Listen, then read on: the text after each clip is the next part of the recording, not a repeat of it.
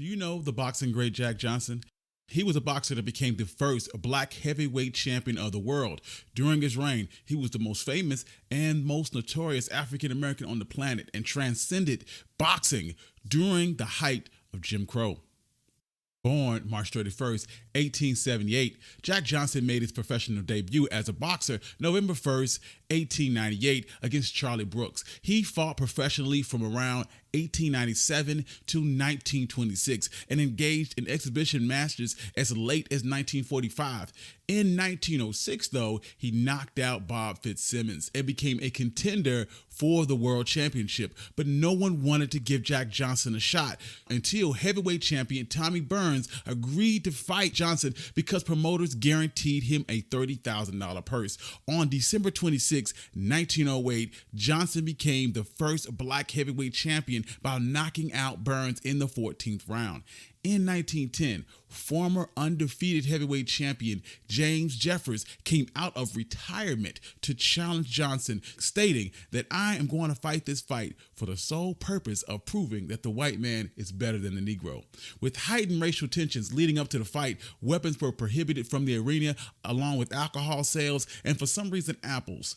The fight took place on January 4th, 1910, in front of 20,000 people, with Johnson dominating the fight. Jeffers' corner would throw in the towel in the 15th round to prevent Jeffers from taking his only knockout of his career. The fight of the century earned Johnson $65,000, which is about $1.8 million in today's money.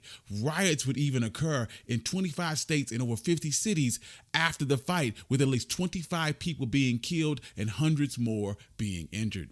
During the height of his career, Johnson lived an outspoken, flashy lifestyle and even married 2 white women. In 1913, Johnson was convicted of violating the Mann Act by transporting a white woman across state lines for immoral purposes. He was sentenced to a year in prison, but was released on bond. He proceeded then to skip bail and was a fugitive for over 7 years. He would defend his championship 3 times before fighting Willard in Cuba. Johnson mistakenly believed that the charge against him would be dropped if he yielded his championship to a white man. He would then return to the United States July 20th, 1920, and would surrender to federal agents. Afterwards, he was sentenced to Leavenworth Prison and was released on July 9th, 1921. After his release, he occasionally fought and performed on vaudeville. He even wrote 2 books, Les Combats and Jack Johnson in the Ring and Out. June 10th, 1946, he would die in a car crash. He was 68 years old. So who was Joe Louis? Joe Louis was born May 13th, 1914. He was nicknamed the Brown Bomber, and he was an African-American boxer and heavyweight champion of the world from 1937 to 1949. He successfully defended his title 25 times and had a streak to set a world record longer than any other weight division. Joe Louis was born Joseph Louis Barrow in Lafayette, Alabama. He was the 7th of 8 children whose grandparents were slaves. His father, Mon Barrow, was a sharecropper, and his mother, Lily Barrow, was a laundress. When Louis was 2 years old, his father was committed to an asylum. His mother soon remarried and moved the family to Detroit with her new husband, Patrick Brooks. In Detroit, Louis took up amateur boxing and won the United States Amateur Athletic at 175 pounds in 1934. He was also a Golden Glove title holder, and of the 54 amateur fights that he had, Louis won 50 of them. In his first professional fight, July 4th, 1934, against Jack Cracklin. In 1935, Louis defeated former heavyweight champion Primo Carnera. But in June 19th of 1936, he faced off against Max Schmeling and sustained his first professional loss when he was knocked out in the 12th round. Louis was determined to get a rematch. So in 1937, Louis beat James Braddock to become the first black heavyweight champion in over 22 years. From 1939 to 1941, he would defend his title 13 times, leading critics to call his opponents the Bum of the Month Club. In 1938, after taking the title, Lewis met Max Schmeling in a rematch. The American media portrayed the battle as a battle against Nazism versus democracy. Although Max Schmeling was not a Nazi, he did not openly reject it, and Adolf Hitler saw him as an exemplary representation of the Aryan race. In front of 70,000 fans in Yankee Stadium, Lewis defeated Max Schmeling in the first round. The press seized the victory as a symbolic victory for democracy over fascism. The victory also made him a national hero, perhaps the first African American to be widely admired by white people. For better or worse, it was attributed to not only his extraordinary skills in the boxing ring, but his perceived humility, his soft-spoken demeanor as a black man. Basically, he was the polar opposite to Jack Johnson. Lewis was at his peak from a period of 1939 to 1942. In December of 1940 through June of 1941, he defended his championship 7 times. As World War II raged on, Lewis joined the Army in 1942, and during his service, he was part of over 96 exhibition boxing matches and performed for over 2 million members of the military, and also donated $100,000 to the Army Navy Relief Fund. After the war, he was less active as a boxer. In 1949, he retired as an undefeated champion. Although Lewis had earned over $5 million during his fights, he spent and gave away nearly all of it. The IRS demanded almost $1 million in back taxes and penalties, forcing Lewis to return back to the ring to pay off his debts. He fought against Izard Charles for the championship September 27th, 1950, but lost in a 15th-round decision. In his last match, he fought against 27-year-old Rocky Marciano, October 26, 1951. Lewis lost when he was knocked out in 8 rounds. Lewis retired from boxing for good after the match. A special bill from Congress forgave the remainder of his tax bills, but Lewis continued to be plagued by money problems. He briefly worked as a professional wrestler and later as a greeter for Caesar's Palace in Las Vegas. Lewis died April 12, 1981, of cardiac arrest. He was only 66 years old. He was buried in Arlington Cemetery with full military honors. Today, he was remembered as one of the greatest athletes of his era. What do you know about Sugar Ray Robinson? Sugar Ray Robinson was born May 3rd, 1921.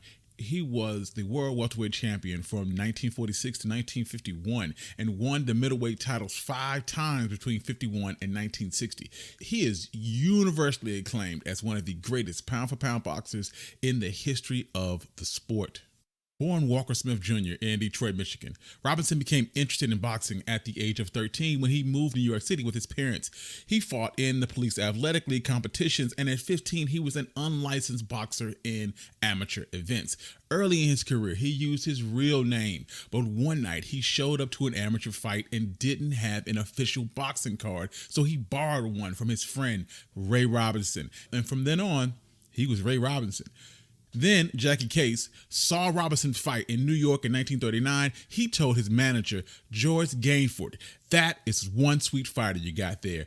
And Gainford replied, "Sweet as sugar." Thus, Walker Smith transformed into Sugar Ray Robinson. Sugar Ray Robinson was undefeated as an amateur boxer with an astounding record of 85-0 with 69 knockouts, 41 of them being in the first round. After winning the New York Golden Gloves Championship in 1940, 19-year-old Sugar Ray Robinson turned pro and never looked back.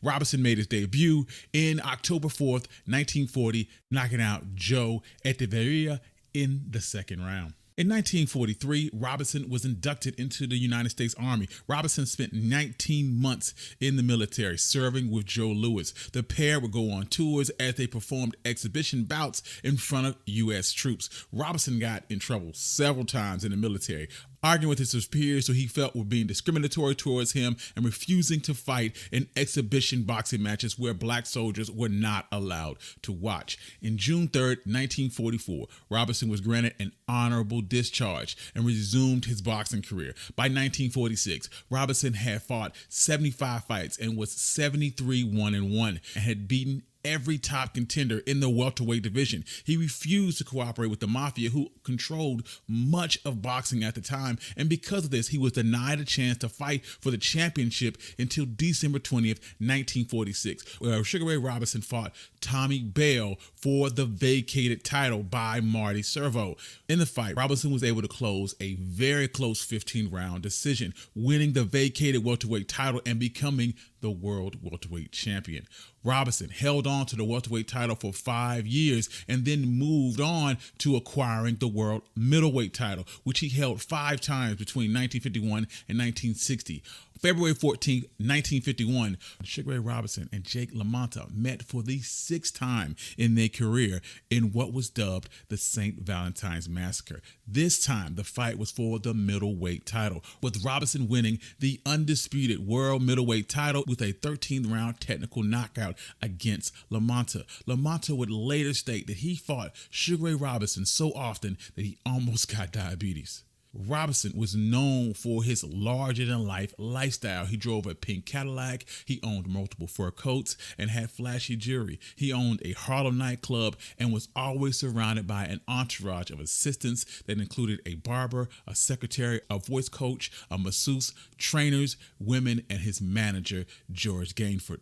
Robinson was also known as a shrewd businessman and a hard bargainer in a time where African Americans weren't even allowed to vote in some places. In 1952, Sugar Ray Robinson defeated former champion Rocky Graziano in a 3rd round technical knockout, then challenged for the world light heavyweight champion Joe Maxim. They fought in Yankee Stadium in 103-degree temperatures, and it took its toll on the ring, with the referee Ruby Goldstein having to be replaced in the 13th round.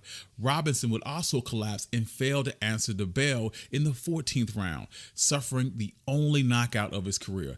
After the fight with Maxim, Robinson gave up his title and retired, with only to come back 2 years later in 1957, fighting against Gene Ulmer. He lost the title but won it back 4 months later in a rematch, only to lose the title again against Carmen Baziano and win it again in his classic pattern 6 months later.